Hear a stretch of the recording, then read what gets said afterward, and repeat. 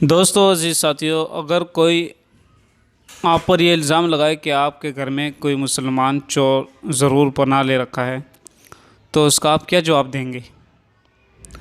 میرے گھر میں کوئی بھی مسلمان چور نہیں چھپا ہے۔ اگر کوئی چھپا ہے تو ہم ہی اسے نکال باہر کریں گے۔ ہمیں کسی مسلمان چور کی ضرورت نہیں۔ ہم اپنے گھر میں مسلمان چور نہیں آنے دیں گے، اور اگر پایا گیا تو ہم نکال باہر کریں گے۔ اس جملے میں کیا قباحت ہے؟ کوئی قباحت نہیں ہے۔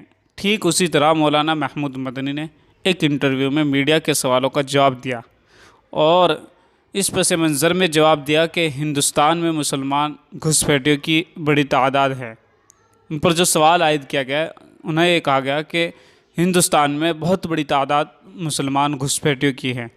جس طریقے سے آسام کے اندر مسلمانوں کو بدنام کیا جا رہا تھا، ان پر الزام لگایا جا رہا تھا کہ وہاں پر 70 لاکھ مسلمان گھسپیٹیے ہیں، 70 لاکھ مسلمانوں کا الزام لگا گیا تھا۔ لیکن جیسے ہی وہاں پہ NRC ہوئی یا جو بھی وہاں عمل ہوا، اس کے بعد 19 لاکھ لوگ لسٹ سے باہر گئے۔ ان میں 4-5 لاکھ مسلمان تھے، باقی دوسرے قومیں تھیں۔ تو اسی طرح کا جب سوال مولانا محمود مدنی سے کیا گیا، ان سے کہا گیا ہندوستان میں مسلمان گھسپیٹیوں کی بڑی تعداد ہے۔ چنانچہ سوالوں کے جواب میں کہا کہ ہمارے یہاں کوئی مسلمان گھسپیٹیاں نہیں ہے، اگر ہے تو ہم اسے نکال باہر کریں گے، اور ہم اپنے یہاں کسی مسلمان گھسپیٹیے کو آنے نہیں دیں گے، کیونکہ اس کو یہاں آنے کی کیا ضرورت ہے؟ وہ اپنا مسلم ملک چھوڑ کر یہاں کیوں آئے گا؟ وہ اپنے مسلم ملک میں ہی آرام سے ہیں۔ ہاں بھلے ہندو اگر دوسرے مسلم ملکوں میں تنگی محسوس کرتے ہوں اور وہ یہاں آنا چاہیں اور ہمارا ملک ان کو پناہ دینا چاہے تو ہمیں کوئی اعتراض نہیں۔ اس جواب سے جو بات معلوم ہوتی ہے وہ یہ کہ ہمارے ملک میں مسلمان گھسپیٹی نہیں ہیں، اور جو دعویٰ ہے گھسپیٹیوں کے آنے کا وہ باطل ہے، کیونکہ کوئی مسلمان اپنا مسلم ملک چھوڑ کر یہاں کیوں آئے گا؟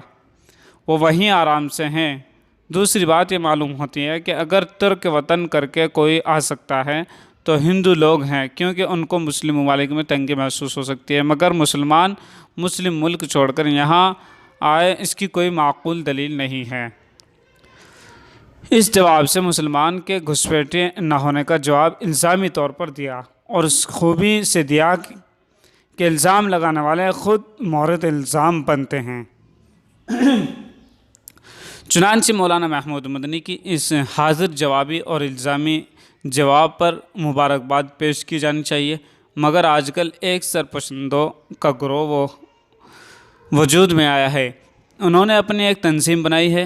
اس کے اراکین کا دعویٰ ہے کہ انہوں نے امن اور انصاف قائم کرنے کے لیے یہ تنظیم قائم کی ہے، مگر ان کا کام شر پسندی پھیلانا اور انصاف کا خون کرنا ہے، اور ان کا کام ہے اکابرین اور قوم و ملت کی خدمات انجام دینے والوں کے تئیں بدگمانی پھیلانا۔ ان کا کام ہے کہ عوام کو علماء سے کاٹنا اور ان کی باتوں کو توڑ مروڑ کر پیش کر کے غلط مطلب بیان کرنا، اور اگر انہوں نے کوئی بات کسی خاص پس منظر میں کہی ہے تو اس کو دوسرے پس منظر میں یا عمومی بنا کر پیش کرنا تاکہ لوگ ان سے بدظن ہوں۔ اس وقت وہ مولانا محمود مدنی کے پیچھے لگے ہوئے ہیں اور ان کے ہر بات کا غلط مفہوم پیش کرنے کی کوشش کرتے ہیں۔ چنانچہ مولانا محمود مدنی کے مذکورہ بیان کو اس طرح پیش کر رہے ہیں جیسے مولانا محمود مدنی نے یہ کہا ہو کہ جس مسلمان پر بھی گھسپیٹیا کا الزام آ جائے ہم اس کو اپنے ملک سے نکال باہر کریں گے، اور کسی مسلمان کو اپنے ملک میں آنے نہیں دیں گے، ہندو کو آنے دیں گے۔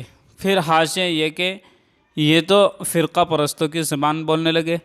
ان کی عیاری دیکھیے کہ مولانا نے کس پس منظر میں اور کون سی بات کہی، اس کو نہ بیان کر کے اس کو عمومی بنا کر